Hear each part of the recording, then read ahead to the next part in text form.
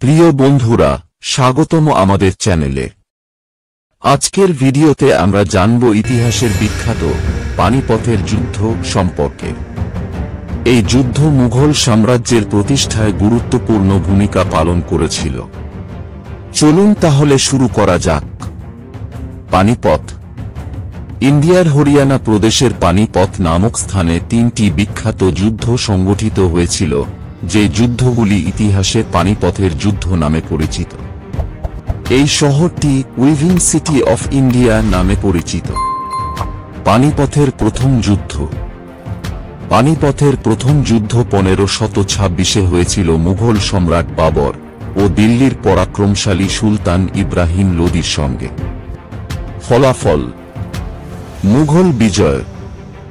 উল্লেখ থাকে যে এই যুদ্ধে বাবর প্রথম ভারতে কামানের ব্যবহার করেন, যে কারণে বাবর ইব্রাহিম লোদির লক্ষাধিক সৈন্যের বিরুদ্ধে লড়াই করেও জয়লাভ করেন। আর এই যুদ্ধে বাবর রুমি কৌশল প্রয়োগ করে যুদ্ধ জয়কে আরও সহজসাধ্য করে তুলেছিলেন। তার আসল নাম জহিরুদ্দিন মুহম্মদ, তবে তিনি খৈর-ই-বাবুর সিংহ নামেই সমধিক পরিচিতি।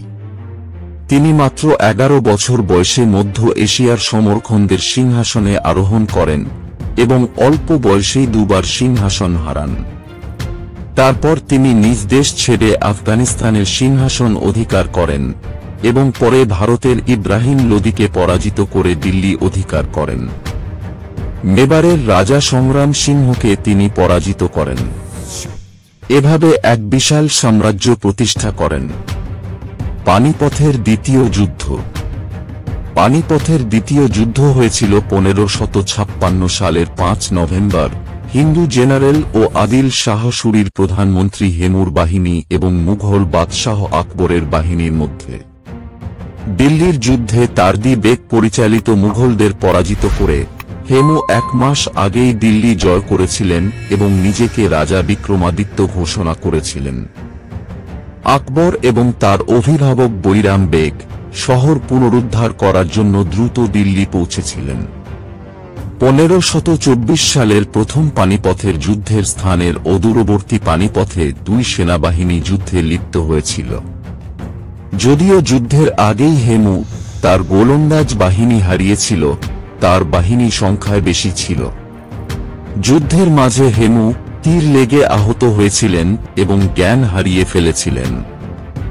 তাকে পড়ে যেতে দেখে তার সেনাদল আতঙ্কিত হয়ে ছত্রভঙ্গ হয়ে যায়। হেমু ধরা পড়ে এবং পরে তার শিরচ্ছেদ করা হয়েছিল।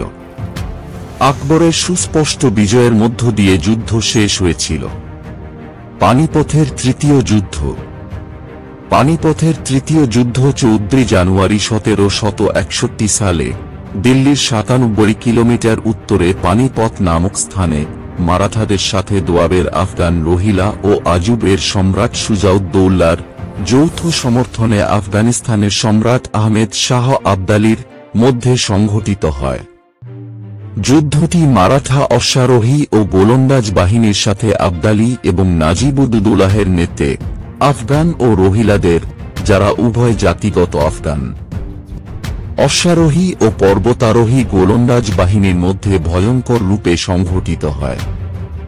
যুদ্ধটি 18 শতকের সবচেয়ে বড় এবং সবচেয়ে গুরুত্বপূর্ণ ঘটনা বলে বিবেচিত হয় এবং মৃত্যুর সংখ্যা ধরলে সম্ভবত দুটি বাহিনীর মধ্যে ভয়ঙ্কর যুদ্ধে একটি একক দিনে মৃত্যুর বৃহত্তম সংখ্যা। যুদ্ধটির প্রকৃত স্থান নিয়ে ঐতিহাসিকদের মধ্যে বিতর্ক আছে, কিন্তু অধিকাংশ ঐতিহাসিকের সংঘটনের স্থান হিসাবে বর্তমানে কালা আম্ব এবং সানাউলির রোডের কাছাকাছি স্থানকেই বিবেচনা করেছেন। যুদ্ধ কয়েকদিনের জন্য স্থায়ী হয় এবং 1,25,000 সৈন্য এতে অংশগ্রহণ করেন। উভয় পক্ষের লাভ এবং ক্ষতির পরে শত্রু মারাঠা সেনাবাহিনীর উপর বেশ কিছু দুর্দান্ত আক্রমণ দ্বারা ধ্বংস করার পর আহমদ শাহ দুরানি পরিচালিত আফগান বাহিনী বিজয় লাভ করে। উভয় পক্ষের ক্ষতির পরিমাণ ঐতিহাসিকদের দ্বারা ব্যাপকভাবে বিতর্কিত, তবে এটি বিশ্বাস করা হয় যে 60 থেকে 70 হাজারের কাছাকাছি সেনা যুদ্ধে নিহত হয়, কিন্তু আহত ও বন্দীদের সংখ্যা বিভিন্ন ঐতিহাসিক দ্বারা বিতর্কিত। কিছু প্রত্যক্ষদর্শীর বিবরণ অনুযায়ী সুজাউদ্দৌলার দিওয়ান কাশী রাজ বখর যুদ্ধের পর প্রায় 40,000 মারাঠা কয়েদিকে ঠান্ডা মাথায় হত্যা করেছিলেন। গ্রান্ট টাফ তার ইতিহাসে এই গণহত্যা থেকে বেঁচে ফেরা এক মারাঠা সৈনিকের একটি সাক্ষাৎকার দ্বারা এই সংখ্যাকে সমর্থন করেছেন। সেজওয়ালকর যার 1761 পানিপথ প্রকরণ গ্রন্থ, যেটি এই যুদ্ধের একক সেরা মাধ্যমিক উৎস হিসেবে গণ্য হয়, তাতে তিনি বলেন, যুদ্ধের সময় এবং পরে 1 লাখেরও বেশি মারাঠা সৈন্য ও অযোধ্যা ধ্বংস হয়ে গিয়েছিল। এই যুদ্ধের ফলে উত্তরে মারাঠা অগ্রগতি হ্রাস পায় এবং প্রায় 10 বছর ধরে তাদের শাসনাধীন অঞ্চলগুলিতে অস্থিতিশীলতার আবির্ভাব ঘটে। এই সময়টি পেশোয়া মাধবরাওয়ের শাসন দ্বারা চিহ্নিত হয়, যিনি পানিপথের যুদ্ধে পরাজয়ের পর মারাঠা শাসনের পুনর্জাগরণ ঘটান। 1771 সালে পানিপথের তৃতীয় যুদ্ধের 10 বছর পর তিনি একটি অভিযানে ভারতের উত্তরাঞ্চলে একটি বৃহৎ মারাঠা সেনাবাহিনী প্রেরণ করেন, যার অর্থ এই অঞ্চলে মারাঠা শাসন পুনঃপ্রতিষ্ঠা করা এবং রোহিলাদের মতো আফগানিস্তানের পক্ষাবলম্বনকারী অযৌক্তিক শক্তিকে শাস্তি দেওয়া, যাদের কারণে পানিপথের তৃতীয় যুদ্ধের পর মারাঠা শাসনের অবসান ঘটেছিল। এই প্রচারাভিযানের সফলতা পানিপথের দীর্ঘ গল্পের শেষ কাহিনী হিসেবে দেখা যায়। ধন্যবাদ আমাদের ভিডিওটি দেখার জন্য। যদি আপনাদের ভিডিওটি ভালো লেগে থাকে তাহলে লাইক দিন, কমেন্ট করুন এবং অবশ্যই আমাদের চ্যানেলটি সাবস্ক্রাইব করুন।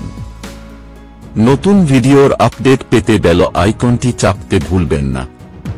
পরবর্তী ভিডিওতে আবার দেখা হবে। ধন্যবাদ।